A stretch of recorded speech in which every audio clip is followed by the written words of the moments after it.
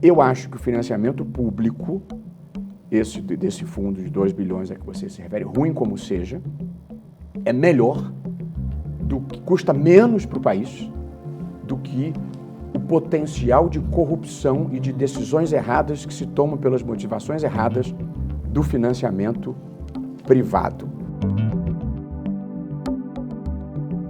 A ideia de que você possa combater as chamadas fake news por decisão judicial é uma fantasia. Eu acho que a decisão foi, infelizmente, um retrocesso. Agora, eu participo de um órgão colegiado e, portanto, eu preciso respeitar a posição da maioria.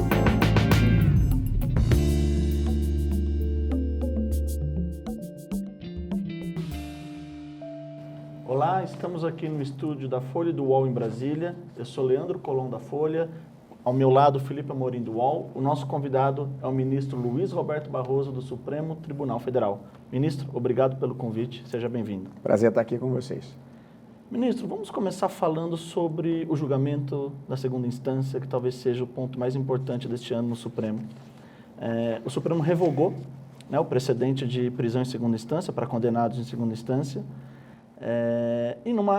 E o Datafolha recentemente disse que a percepção da população em relação ao combate do governo federal, ao combate da corrupção diminuiu.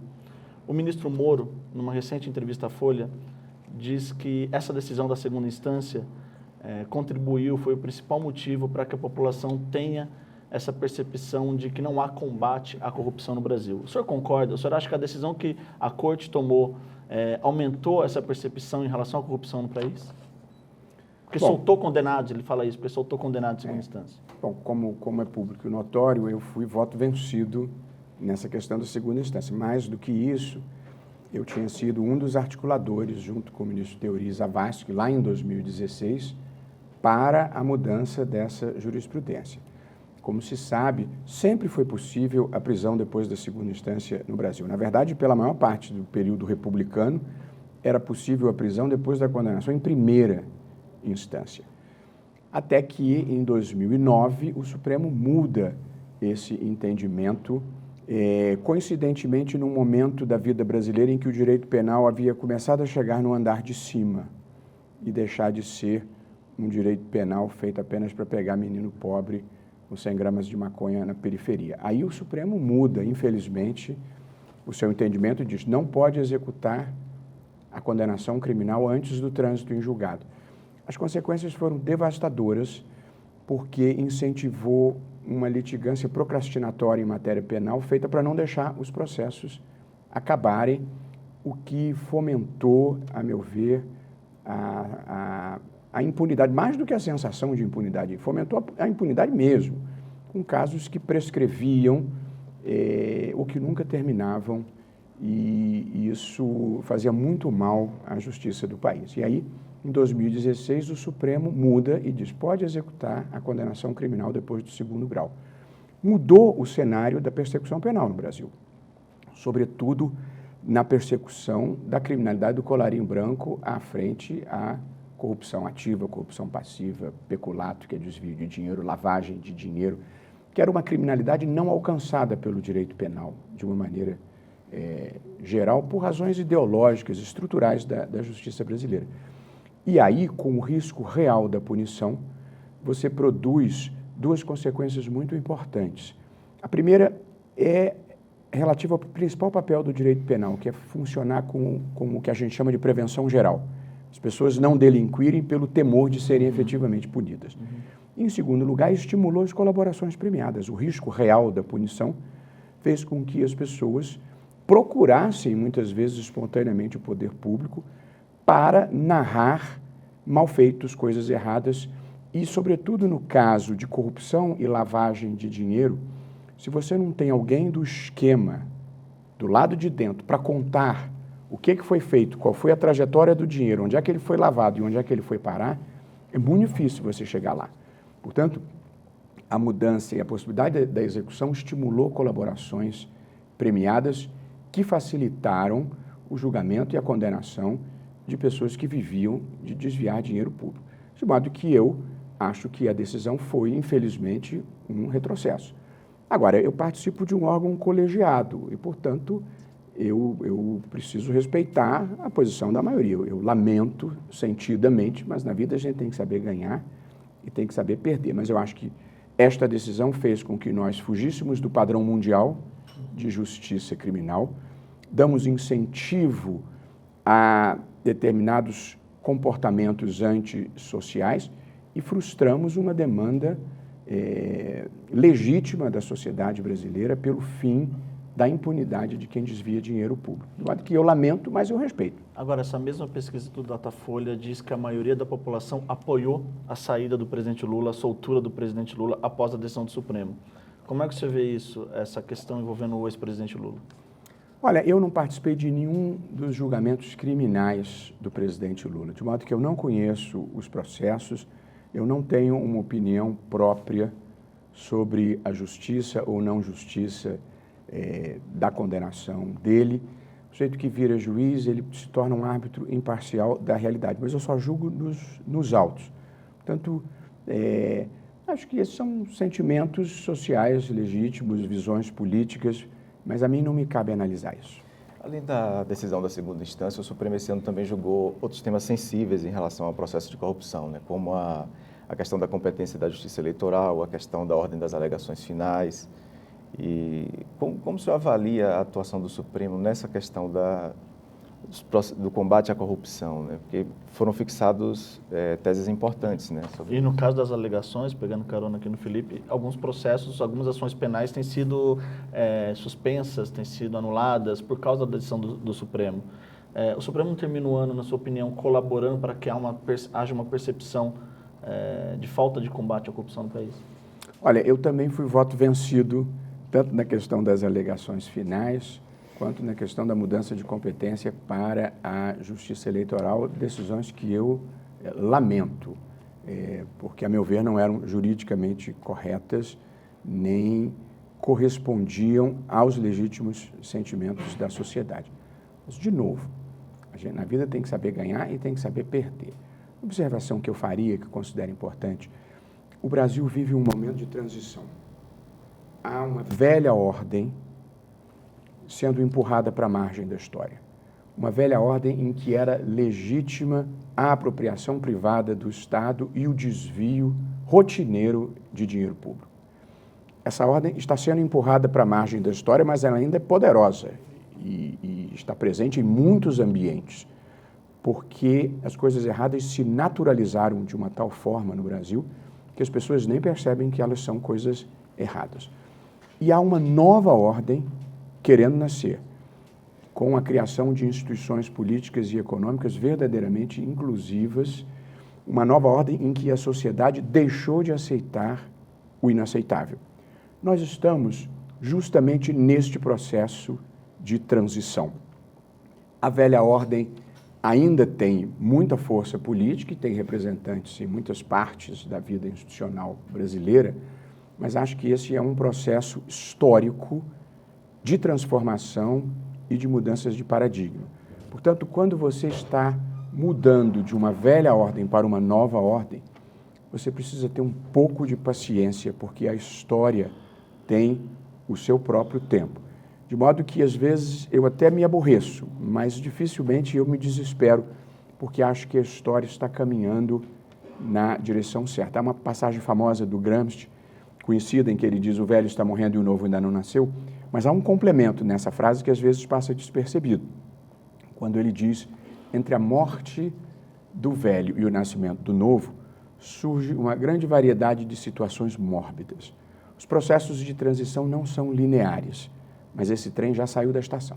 Ministro, outro episódio é o do COAF, né? O julgamento do COAF, em que o senhor até falou que o voto do presidente Toffoli precisaria de um professor de javanês. O senhor se arrepende dessa declaração, o senhor ter falado isso? Não, porque foi uma brincadeira interna. Eu lamento que ela tenha vazado. Quem assistiu, e há um vídeo, nós saímos do plenário, o presidente tinha votado pela suspensão de todos os processos e depois no plenário ele mudou de opinião e votou no sentido diverso, mas algumas pessoas ficaram em dúvida do sentido exato. Então, na saída, os ministros que nós somos amigos, ao contrário do que se diz, aquilo não é um ninho de cobras, não. Nós temos relações cordiais e, em muitos casos, temos relação de amizade mesmo, carinhosa amizade, gente que se frequenta, se gosta. De modo que a gente estava numa roda de brincadeira e que, se o presidente tivesse presente, eu teria feito a mesma brincadeira. Todo mundo se perguntava, você entendeu, você entendeu, você entendeu? Aí eu brinquei, já dentro do Salão Branco, depois da porta de vidro, e disse, vamos ter que chamar um professor de javanês, parodiando o famoso conto do Lima Barreto. E alguém que não era um dos setoristas do Supremo, os setoristas do Supremo são, às vezes, duros, mas são leais. E era alguém de fora que tinha um microfone de mais largo alcance e que captou a minha fala lá dentro. Tanto que eu, na sessão seguinte, eu disse para o presidente, olha, eu lamento que um comentário interno tenha vazado. Até não tenho nenhuma dificuldade de pedir desculpa se eu errar na vida, mas nesse caso não era, porque na tradição judaico-cristã, para você ser perdoado, você precisa ter se arrependido, senão não vale. E, na verdade, eu não estava arrependido de ter feito uma brincadeira interna, entendeu? Mas, seja como for, esta decisão ajudou, a meu ver, a enfrentar essa percepção da sociedade relativamente ao enfrentamento da corrupção. Eu reconheço que a sociedade tem essa percepção, em muitas situações, reconheço que a sociedade tem tido uma postura crítica em relação ao Supremo, mas acho que esta decisão, e mais depois a do ICMS no final do ano, ajudaram a mudar ou a atenuar essa percepção. Mas é preciso entender o Supremo dentro de um país que faz uma transição muito importante de uma velha ordem para uma nova ordem, e os processos de transição não são lineares. Mas nesse caso do COAF, por uma decisão do presidente Toffoli, ele manteve as investigações suspensas por, acho que 5 meses, eu acho. Até que ponto o Supremo contribuiu para atrasar investigações importantes, como, por exemplo, a investigação contra o Flávio Bolsonaro, o senador, filho do presidente? Olha, eu não critico decisão de colega, embora eu divirja em plenário quando tenha que divergir. Mas eu, pessoalmente, Felipe, tenho trabalhado para uma reconstrução do direito penal brasileiro, que, a meu ver, ele deve ser moderado, sério e igualitário. Nós temos problemas nos 3 frontes. O direito penal brasileiro é duríssimo com os pobres e extremamente manso com o andar de cima, com os ricos. É muito mais fácil, a frase já virou um lugar comum, mas é verdadeira, é muito mais fácil prender um menino na periferia com 100 gramas de maconha do que prender um agente público ou privado que tenha desviado 100 milhões de reais. As leis facilitam isso, a ideologia do judiciário facilita esse tipo de prática. E eu trabalho para mudar. Quer dizer, o direito penal ele deve ser moderado para ricos e para pobres. Segundo lugar, embora moderado, ele deve ser sério. O direito penal tem um grande papel, que é funcionar como prevenção geral, dissuadir as pessoas de cometerem crimes. É muito melhor evitar o crime do que puni-lo depois. Portanto, um direito penal minimamente sério e efetivo diminui a criminalidade. Não é verdade que ele aumenta o encarceramento, ele diminui o encarceramento. Se as pessoas, isso vem desde o Beccaria e vai até o Foucault. Se as pessoas tiverem a percepção de que é provável que venham a ser punidas se fizerem alguma coisa errada, elas não fazem. Portanto, o direito penal tem que ser sério e tem que ser igualitário. No Brasil, ainda existe a percepção de que existem algumas pessoas que são imunes, que estão acima da lei, e que existem outras que são invisíveis, que estão abaixo da lei. Essas são as vítimas da violência no Brasil, das batidas policiais cruéis, das balas perdidas, das invasões de domicílio nas favelas. Eu, portanto, trabalho por um direito penal igualitário, ou até que ele pode ser mais manso no andar de baixo, mas eu trato com seriedade corrupção ativa, corrupção passiva, lavagem de dinheiro, peculato. Esses são crimes que as pessoas imaginam que não são crimes violentos, mas eles produzem consequências muito graves. A corrupção mata. E por isso eu acho que nós temos que ser sérios dentro da Constituição e dentro das leis, mas sério, e romper com o compadrio tradicional da classe dominante brasileira, que só considera crime aquilo que não há alcance. O senhor fez referência a essa questão do sentimento social, né? E em julgamentos o senhor já disse que o Supremo pode até perder uma parte da legitimidade se não corresponder a esse anseio da sociedade. Qual deve ser, de fato, o peso da opinião pública na atuação do Supremo? Felipe, o papel do Supremo é interpretar a Constituição. Esse é o seu principal papel. Só que você não interpreta a Constituição num vácuo, você interpreta num determinado momento e num determinado lugar. Numa democracia, todo poder é representativo. Ninguém exerce poder em nome próprio ou no próprio interesse. Todo mundo exerce poder em nome da sociedade e no interesse da sociedade, inclusive o Supremo Tribunal Federal. Portanto, a Constituição deve ser interpretada de acordo com os interesses da sociedade. Isso é diferente de opinião pública, porque a opinião pública ela é passional, ela se move por sentimentos de momento. E a Constituição existe justamente para filtrar a opinião pública e filtrar o sentimento social. Porém, uma vez filtrado o sentimento social pela Constituição, se ele passar, eu acho que o Supremo fará muito bem de atender ao sentimento social, como fazem todos os tribunais constitucionais do mundo. A regra é esta. A exceção é você ser contramajoritário. E às vezes você precisa ser contramajoritário. Às vezes a multidão se apaixona, a multidão quer linchamento. E, evidentemente, um tribunal não pode permitir isso. Porém, passado o sentimento social pelo filtro da Constituição, é simplesmente natural que um tribunal constitucional corresponda ao sentimento social. E, se prolongada e persistentemente um tribunal frustrar os sentimentos, eu não estou falando do Supremo, estou falando em teoria constitucional, se prolongada e persistentemente um tribunal frustrar o sentimento social, ele se deslegitima, ele perde credibilidade. E tribunais não têm nem armas, nem chave do cofre. Você vive de credibilidade, da legitimidade social, do reconhecimento de que você está julgando com competência técnica e imparcialidade. O grande problema da segunda instância não é o fato de um colega pensar diferente de mim. O grande problema da segunda instância é que em 10 anos o Supremo mudou 4 vezes de posição. Isso é um problema numa corte constitucional. Agora, ministro, o senhor está falando de opinião pública e eu queria entrar um pouco na agenda dos costumes, da pauta de costumes, de comportamento que está no Supremo. O senhor, numa decisão individual, suspendeu uma série de leis municipais que proibiam escolas de abordarem temas como educação sexual ou discriminação LGBT. E o governo Bolsonaro ele tem uma pauta muito conservadora nos costumes. Como é que o senhor acha que o Supremo tem que abordar isso? O plenário do Supremo, não estou falando só em questão individual, ele tem que discutir esses assuntos? Leandro, eu diria que há 3 fenômenos diferentes ocorrendo no mundo, em geral, e com algum reflexo no Brasil. 1 é uma onda conservadora, 2 é uma onda populista e 3, uma onda autoritária. Eles são fenômenos diferentes. O problema é quando eles se justapõem, quando eles se juntam.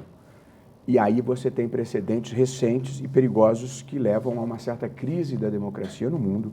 Países como Hungria, Polônia, Rússia, Turquia, Filipinas, Venezuela, Ucrânia, Geórgia, Nicarágua, todos esses países vivem o que em teoria constitucional, em ciência política, tem sido chamado de recessão democrática, ou legalismo autoritário, ou democracias iliberais. Em alguns países isso foi muito grave a ponto de comprometer, porque a erosão democrática no mundo contemporâneo já não vem, como nos anos 60 e 50, por golpes militares. Vem por líderes que são eleitos nas urnas. E em todos esses exemplos, a erosão democrática se deu por presidentes ou primeiros ministros eleitos. Portanto, há um processo histórico no mundo que envolve conservadorismo, populismo e autoritarismo, que é preciso estar atento. Eu não acho que a democracia no Brasil esteja em crise e acho que conservadorismo não tem a ver com autoritarismo.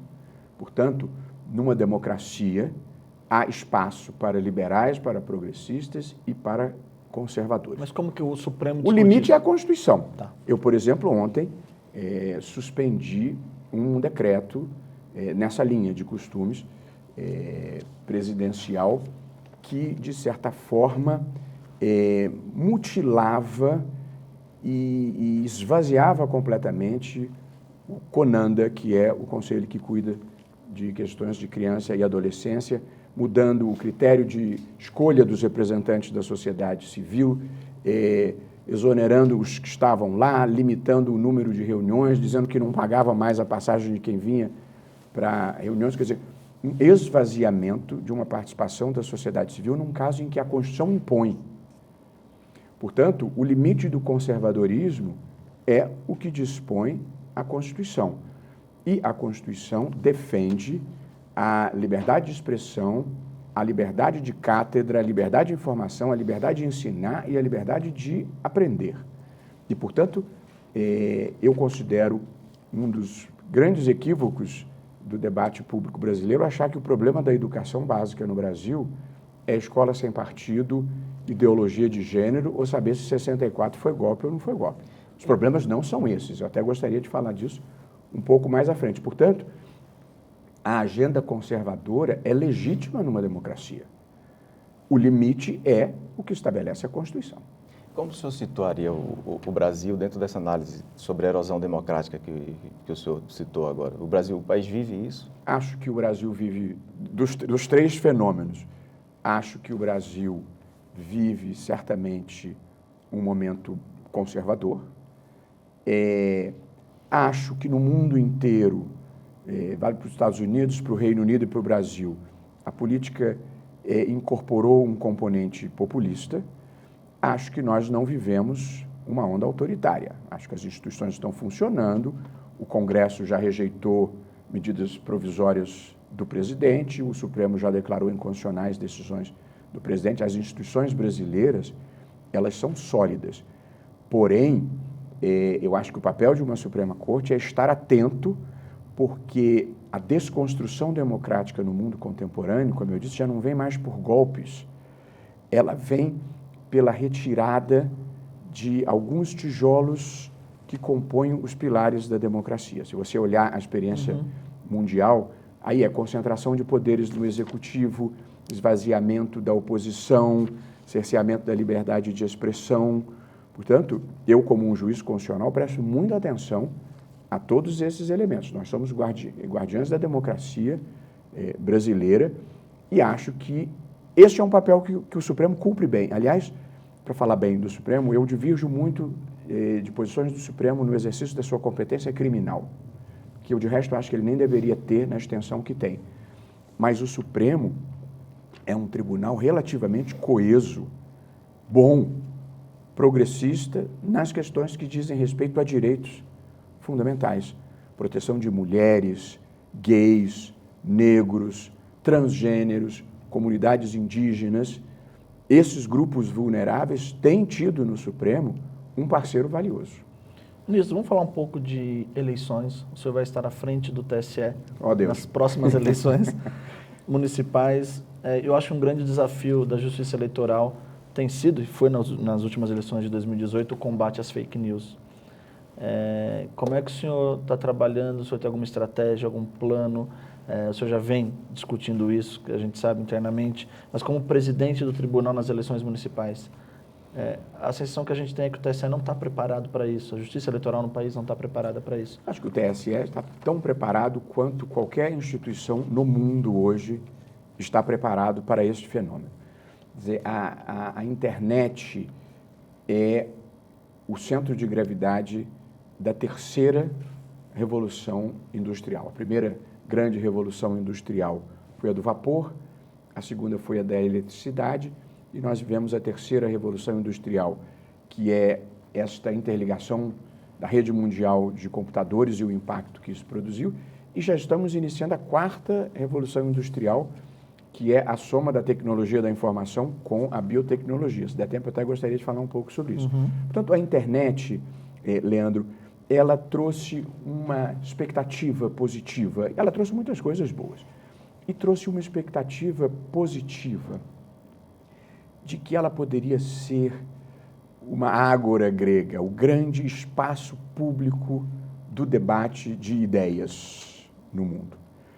E eu ainda tenho a esperança que ela possa vir a ser. Mas, nesse momento, ela se deixou contaminar, infelizmente, por campanhas de desinformação, por campanhas que são impropriamente chamadas, tradicionalmente chamadas de fake news, campanhas de ódio. Agora tem esse deep fake, que é apavorante. O mundo não estava preparado. Quer dizer, as eleições americanas foram abaladas, as eleições na Índia foram abaladas, o Brexit foi abalado. O que nós estamos fazendo no TSE? Eu sou vice-presidente, quem é presidente ainda é a ministra Rosa Weber, portanto, estamos sob a liderança dela. O que o TSE está fazendo? A ideia de que você possa combater as chamadas fake news por decisão judicial é uma fantasia. Você pode combater eventualmente e retirar uma aqui e retirar outra ali. Mas a difusão, a velocidade e o volume em que isso é difundido, imaginar que a gente possa conter isso por decisão judicial é uma fantasia.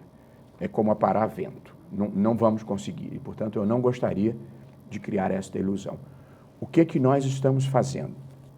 Nós, sempre sob a liderança da presidente, fizemos parcerias com as principais plataformas tecnológicas, que, felizmente, estão mudando de atitude em relação a esse tema. Elas tiveram uma perda de imagem relevante por lavarem as mãos em relação às campanhas de desinformação, porque a postura clássica das plataformas tecnológicas era: eu não faço censura privada, eu sou apenas a via por onde circulam essas informações, eu não tenho nada com isso.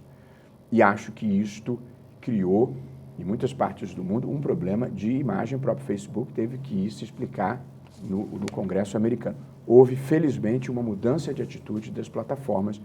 Elas estão colaborativas, elas já perceberam que isto é um problema real para a democracia, de modo que nós confiamos, Leandro, na parceria com as empresas de tecnologia para conterem a disseminação de notícias por via de robôs, e aí você consegue, pelo uso de tecnologia, detectar e impedir. Nós contamos com elas para detectarem movimentos atípicos nas redes sociais e conterem, e as questões que violem políticas de uso dessas empresas também serem automaticamente retiradas, e contamos com elas também para as campanhas de esclarecimento que o TSE pretende, na medida do possível, liderar, que é mandar por pushes, através da própria rede social, a retificação. O problema é que você combater fake news é uma postura que judicialmente está na fronteira da censura. O que é fake news não é um conceito objetivo e cristalino. Então, se você disser, para usar duas afirmações que no calor da campanha política, o fulano de tal é ligado à milícia, ou fulano de tal foi o grande responsável pela corrupção no país. Isso é fake news? Isso é uma visão legítima? A vítima desta acusação não se acha miliciano, mas nem se acha corrupto. Você está falando de acusação de um candidato para o outro.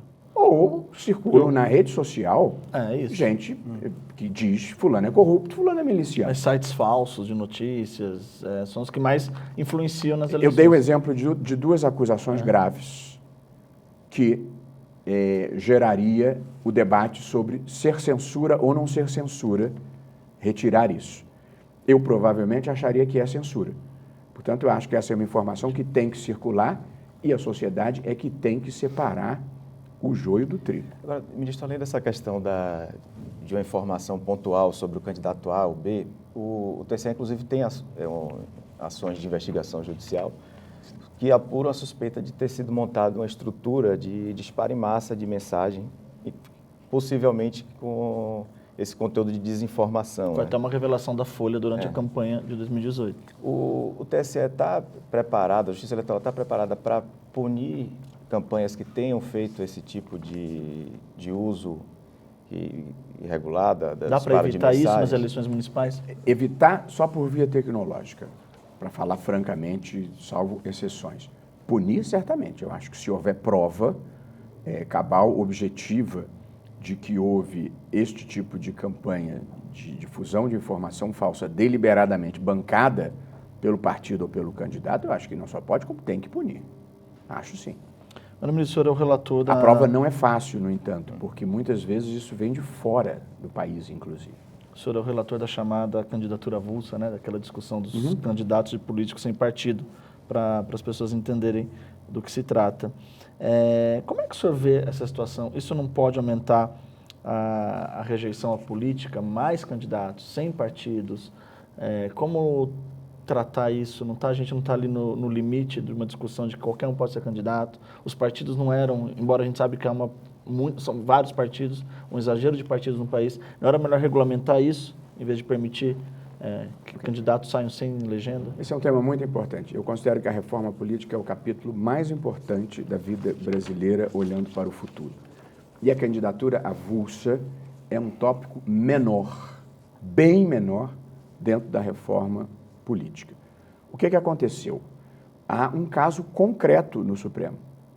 Uma pessoa, um prefeito, um candidato a prefeito, postulou a possibilidade de se candidatar sem o registro num partido. Portanto, a primeira questão que eu gostaria de responder é a crítica de que não cabe ao Supremo se pronunciar sobre isso.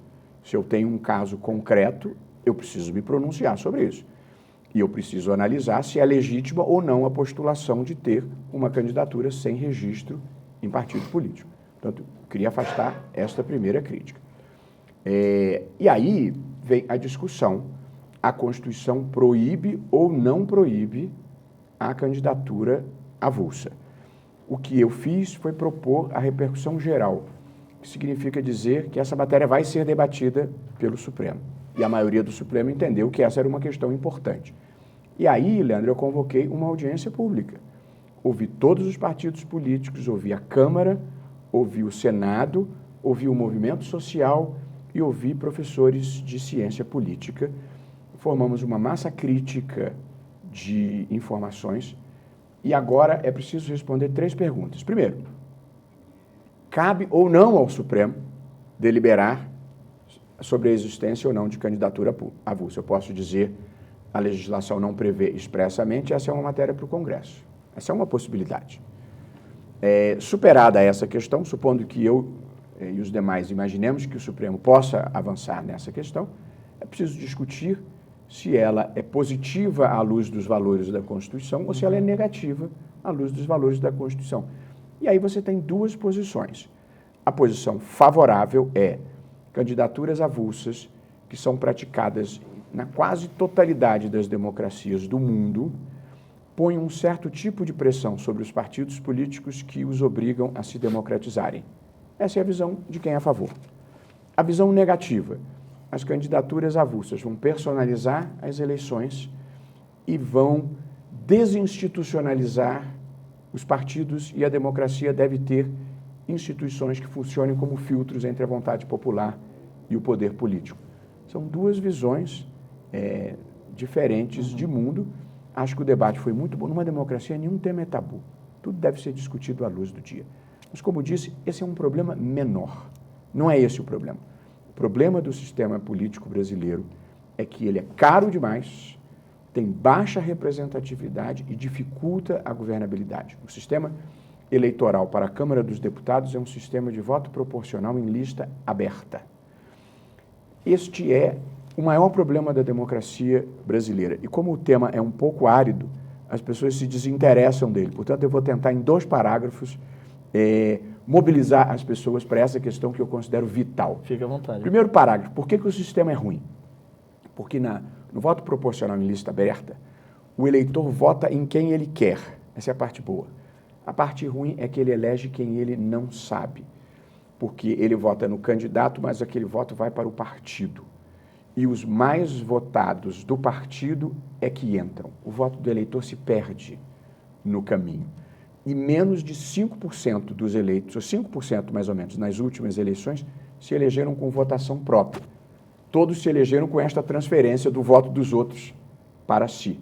De modo que, no final do dia, o eleitor não sabe quem ele elegeu e o candidato não sabe por quem ele foi eleito. Um não tem de quem cobrar, o outro não tem a quem prestar contas. Eu considero que esse é o maior problema da democracia brasileira. Eu sou um defensor da proposta de voto do sistema distrital misto, que é um modelo alemão, um pouco escocês, que eu vou tentar explicar em um parágrafo, tal como a proposta oficial do TSE, que se aproveitou ao máximo de matérias já aprovadas no Senado Federal, o projeto do senador Serra, aprovado já há mais tempo, que faz uma alteração importante por legislação ordinária, não precisa nem de emenda constitucional. Voto distrital misto, o eleitor tem direito a 2 votos, um voto no distrito e um voto no partido. Como é que é o voto no distrito? Você pega a circunscrição eleitoral, que é o estado, e divide no número de distritos correspondente às vagas que você precisa preencher na Câmara dos Deputados. Geralmente, metade das vagas, para simplificar, vai ser preenchida pelo voto no distrito e a outra metade pelo voto no partido. Então, o seu primeiro voto é um voto no distrito. Portanto, em São Paulo, você vai ter lá um número próprio de distritos, em vez de você fazer campanha para 30 milhões de eleitores, vai fazer campanha num distrito, possivelmente para 500 mil, 700 mil ou 1 milhão. Mas fazer campanha para 1 milhão é muito mais barato do que fazer para 30 milhões. Portanto, o primeiro impacto é você barateia a eleição. Segundo impacto, cada partido lança um candidato no distrito e o mais votado é o eleito. De modo que, a partir dali, você fica sabendo quem é o candidato do seu distrito. Daí a 4 anos, quando ele voltar para pedir voto, você pode conferir como é que ele votou na reforma da Previdência, na reforma tributária, na reforma trabalhista, e saber se você está feliz ou infeliz com ele. Essa é a dimensão que barateia e aumenta a representatividade. E o segundo voto é o voto partidário, é o voto ideológico. Você gosta do PT, você gosta do PSDB, você gosta do partido mais à direita. O sistema continua a ser proporcional, de modo que, se o partido tiver 20% dos votos, e se forem 100 vagas, ele faz 20 vagas. Vamos supor que no distrito ele tenha conseguido eleger 10, entram 10 da lista. Se ele tiver eleito 15 no distrito, entram 5 da lista. É o sistema, como disse, eu uso o alemão porque é mais conhecido, mas no sistema alemão, para fazer alguns reajustes, eles podem aumentar o número de membros da Câmara, o que no Brasil seria impensável. Portanto, a gente pensou outra forma. Eu acho, Leandro, que se nós não mudarmos o sistema eleitoral, nós vamos continuar a viver esse momento que eu considero dramático numa democracia, que é o descolamento entre a classe política e a sociedade civil. E numa democracia, política é gênero de primeira necessidade. Portanto, todos os movimentos que eu faço, e como cidadão e eventualmente como ministro, são para fortalecer a política, melhorar a política. Não há alternativa à política. O senhor está falando de partidos políticos e o presidente Bolsonaro saiu do PSL e está tentando criar o Aliança pelo Brasil, que é o partido dele. E eles estão tentando, uma das estratégias é criar o partido por meio de validação de assinaturas digitais. O TSE decidiu recentemente de que é possível, mas que tem que regulamentar. Quando o TSE vai regulamentar isso, e isso não pode ser um pouco de casuísmo em relação ao partido do presidente, não pode ser interpretado como casuísmo, e quando isso vai ser feito, como é que o senhor vê esse assunto? Eu votei na maioria, foi 4-3, eu votei na maioria pela admissão das assinaturas eletrônicas, respeitando, evidentemente, as posições eventualmente divergentes. Quer dizer, no mundo da internet, você não aceitar a assinatura eletrônica, imaginar que tudo tenha que ser em papel, conferido em cartório, eu acho que é uma volta no tempo. Portanto, eu votei para dizer, é legítimo você obter assinaturas por via eletrônica, desde certificada a autenticidade de maneira adequada. De modo que eu não tenho nenhuma dúvida do acerto da posição do TSE. O problema é que isso é de fato uma mudança de paradigma e, portanto, você tem que adequar e desenvolver as ferramentas tecnológicas necessárias. Se isso é possível ou não a tempo de um partido específico, acho que vai depender do setor técnico do TSE, neste momento, sob a condução da ministra Rosa Weber. Portanto, cabe a ela apurar e informar a sociedade se isso é possível ou não. Eu tenho certeza que nem eu, nem a ministra Rosa Weber, nem o TSE quer favorecer ou prejudicar nenhum partido, nem nenhuma candidatura. Então, se é possível, se não é possível, não é possível. Agora, o Congresso deu 2 passos importantes na melhoria do sistema político brasileiro. Um foi acabar com as coligações em eleições proporcionais, um passo decisivo para que partidos minúsculos e sem autenticidade programática não sobrevivessem. E o segundo, numa área em que, infelizmente, é preciso fazer a meia-culpa, o Supremo atrapalhou, com grande atraso se restabeleceu a cláusula de barreira, ou a cláusula de desempenho, como se prefira, embora ela só vá produzir os seus efeitos mesmo em 2030, já começa a ter impactos positivos na redução de partidos políticos. Quer dizer, a criação de partidos políticos ela é relativamente livre em quase toda parte do mundo, mas o funcionamento parlamentar dos partidos tem que ter uma restrição, senão aquilo vira uma Babel que dificulta a governabilidade. O sistema distrital misto também induz a uma certa redução do número de partidos, que eu imaginaria, não por decreto, mas por construção política natural, aí 5, 7, 8 partidos com representação no Congresso Nacional, de modo a que você possa institucionalizar a relação entre o presidente e o Congresso. Esse é um ponto muito importante na vida brasileira. Esse presidencialismo de coalizão em que você só constrói maiorias num toma lá da cá, que envolve fisiologismo, quando não coisa pior, é muito ruim. Portanto, nós temos que montar um sistema político que incentive o melhor nas pessoas e não o pior. Todas as pessoas têm em si o bem e o mal. O processo civilizatório existe para que as pessoas reprimam o mal e potencializem o bem. Alguns aspectos do sistema político brasileiro fazem exatamente o contrário. Ministro, sobre o financiamento de campanha, né? O Congresso votou um fundo de 2 bilhões de reais de dinheiro público para ser usado nas próximas eleições. Como o senhor vê essa questão do uso de recursos públicos para a eleição e como fica a questão do combate ao Caixa 2 dentro desse sistema? Essa talvez seja a pergunta mais importante da nossa conversa. Eu votei no Supremo pelo fim do financiamento eleitoral por empresas, tal como era praticado. Eu devo fazer uma questão prévia. Se financiamento por empresa deve ou não existir, é uma decisão política. Isso cabe ao Congresso. Eu sou contra e vou dizer por quê, mas essa é uma decisão política que cabe ao Congresso. Mas o modelo que nós tínhamos de financiamento eleitoral por empresas era a expressão da imoralidade administrativa e da falta de decência constitucional. Por qual razão? O candidato, o partido podia, a empresa podia tomar dinheiro emprestado no BNDES e financiar o candidato da sua preferência. Ninguém pode achar que isso é moral. E o escândalo da JBS bem demonstrou a extensão do caráter mafioso desse modelo.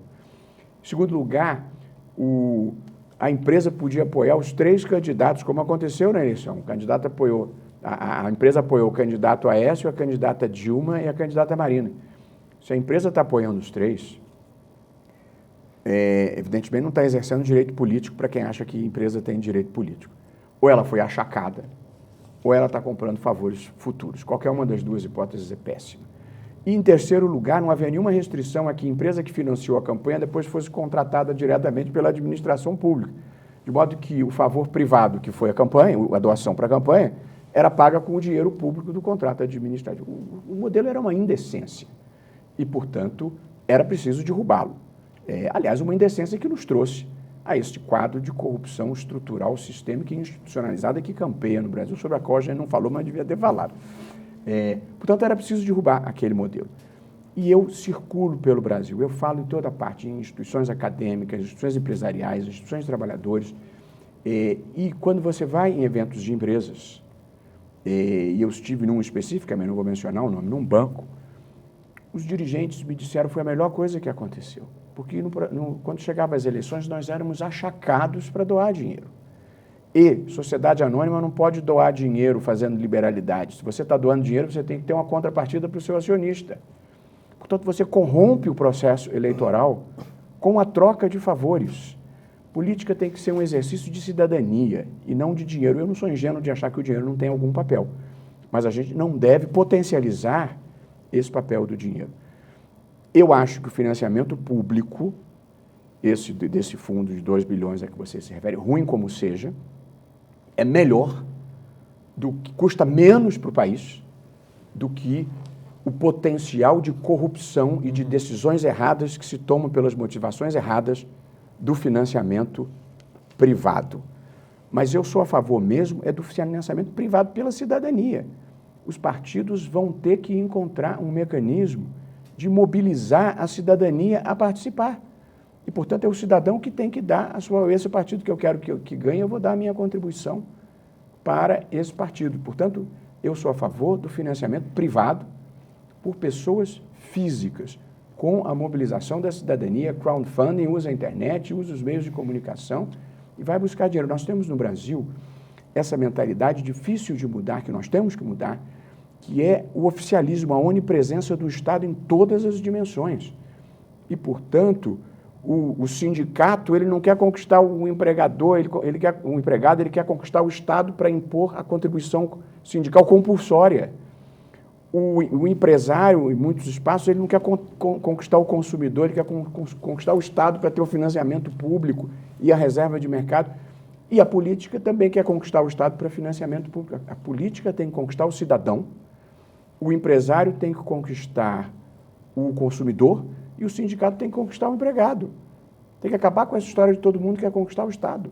Ministro, a gente está indo para o finalzinho aqui, uma última pergunta. Nos últimos meses, o filho do presidente Bolsonaro, Eduardo Bolsonaro, falou em AI-5, o ministro da Economia, Paulo Guedes, também tocou no assunto. O presidente Bolsonaro postou um vídeo em que compara o Supremo a uma hiena que acosta o governo. Teve aquele vídeo do Eduardo Bolsonaro que fala de fechar o Supremo. Para finalizar, há um risco à democracia? Como que o Supremo tem que se comportar perante esses movimentos? Eu acho que a democracia é feita de um varejo político que não a ameaça. E eu acho que esses exemplos que você deu, eles estão no varejo político, às vezes dos excessos, eventualmente excessos criticáveis, mas eles não representam ameaça às instituições. O que eu considero ameaça às instituições, eu acho que o Supremo cumpriu bem o seu papel. Portanto, não pode reeditar medida provisória transferindo a demarcação de terras indígenas se ela já foi rejeitada pelo Congresso. Acho que o Supremo fez bem. Acho que não pode esvaziar conselhos criados por lei e previstos na Constituição. Acho que o Supremo fez bem. Todo governo, em qualquer parte do mundo, pratica ou retoricamente ou com ações concretas atos que são passíveis de violar a Constituição. Não é esse governo, qualquer governo. E para isso você tem instituições. O Congresso freia, acho que o Congresso aumentou o seu papel. Eu tenho confiança que o Congresso tenha um protagonismo nessa reforma política pelo distrital misto. Já há uma comissão constituída e acho que vai ser um avanço patriótico e quem conseguir essa transformação vai ser reconhecido como o estadista que mudou a política no Brasil. Portanto, ameaça sempre existe em qualquer governo à democracia, porque todo poder tem a tendência a abusar.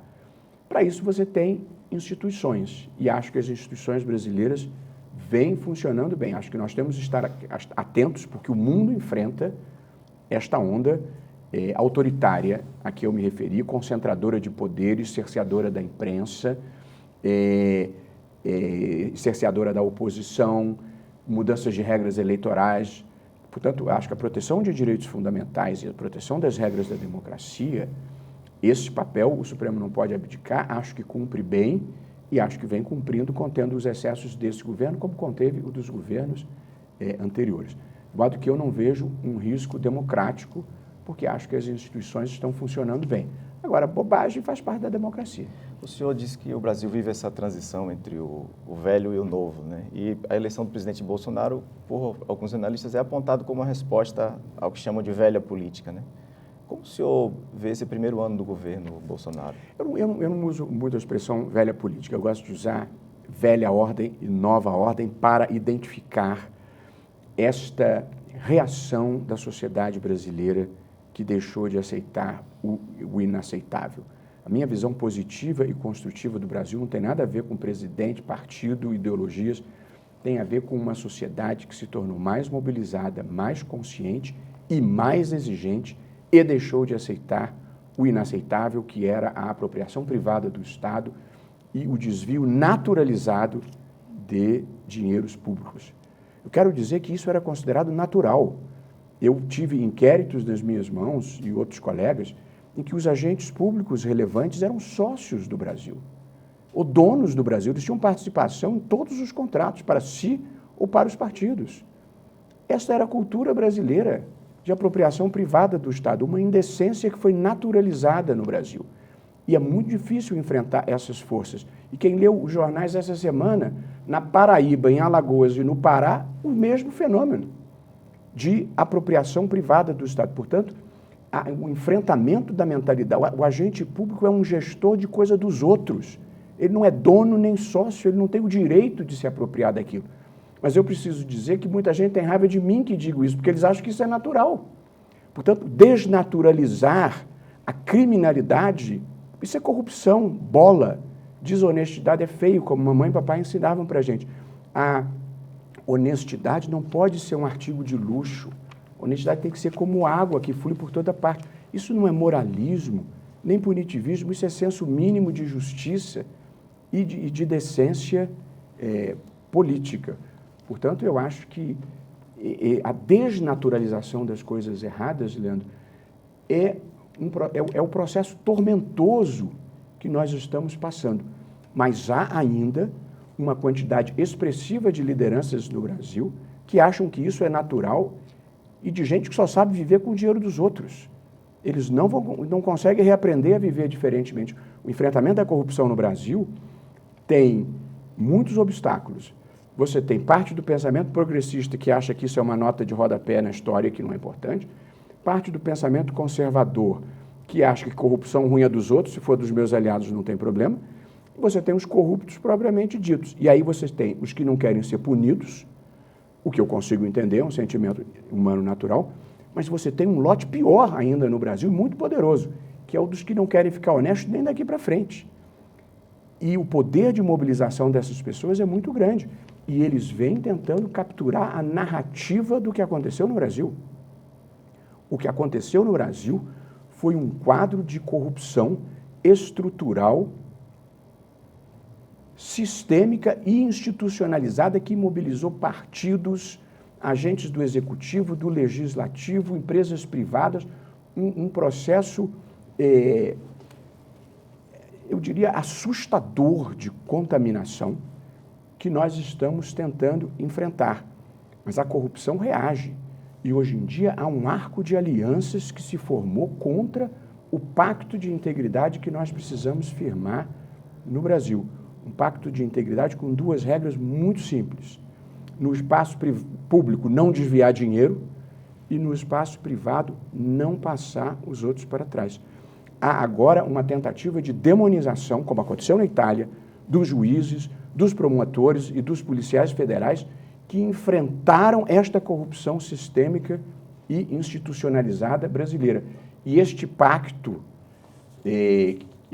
esse arco de alianças contra o pacto de integridade, ele vai da esquerda à direita, passa pelo centro e envolve muita gente, porque a contaminação foi muito ampla.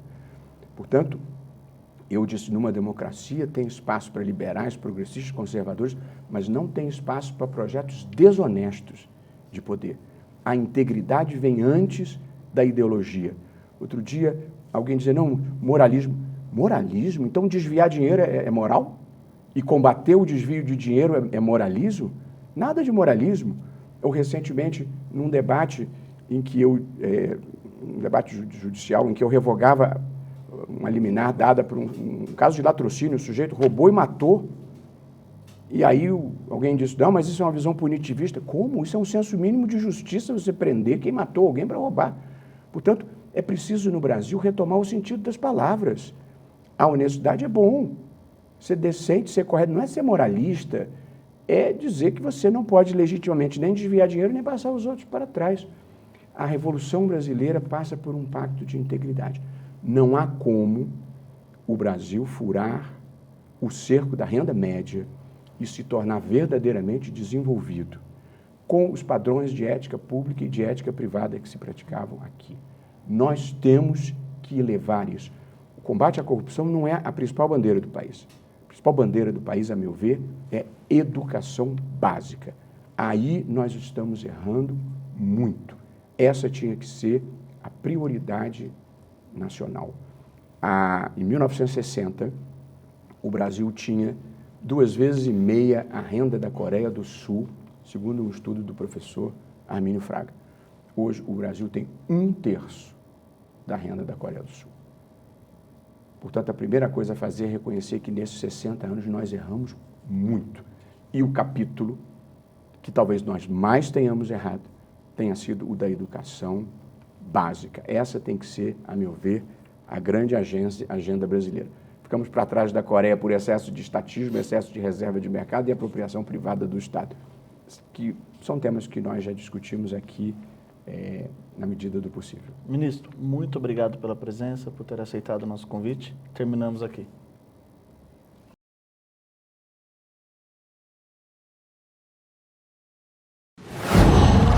Qual?